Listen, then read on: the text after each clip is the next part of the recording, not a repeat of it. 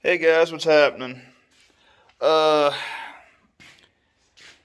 a long time ago, I told you that I have a Ford 8N project that I'm going to be working on, and here it is.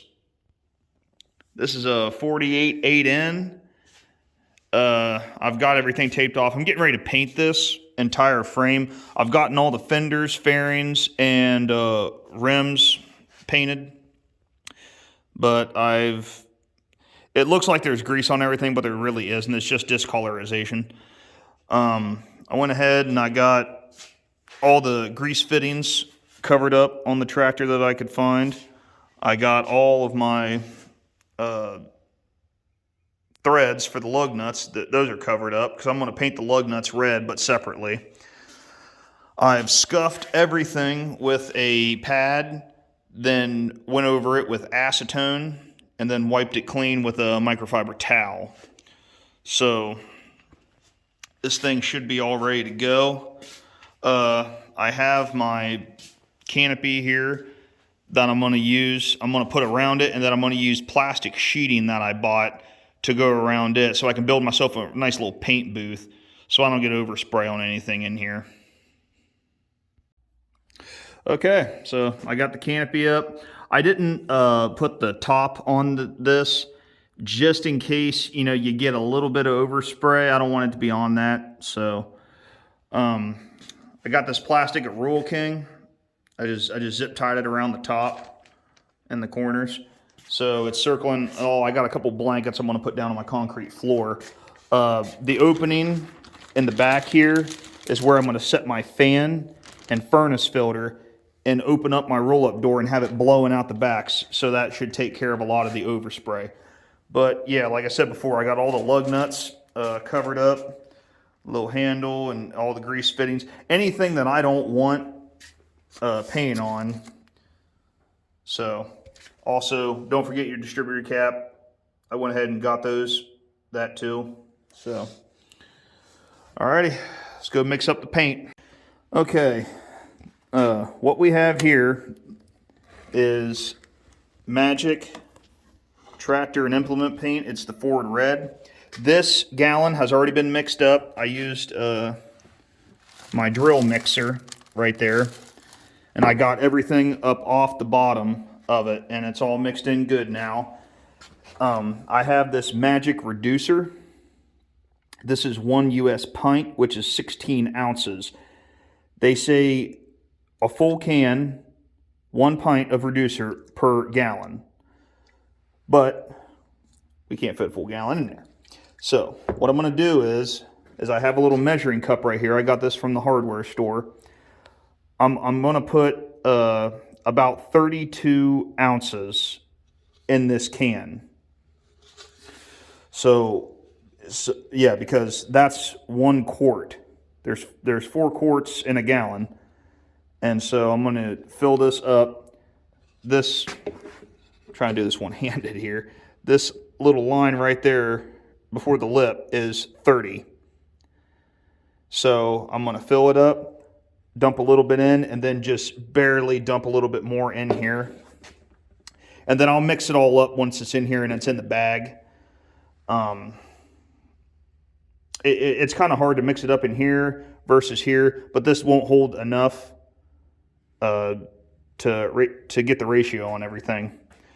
So I'm going to put the reducer in first because it's clear and I'll be able to see 4 ounces, no problem.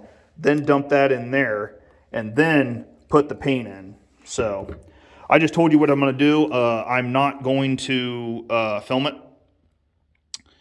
So let's get all this mixed up.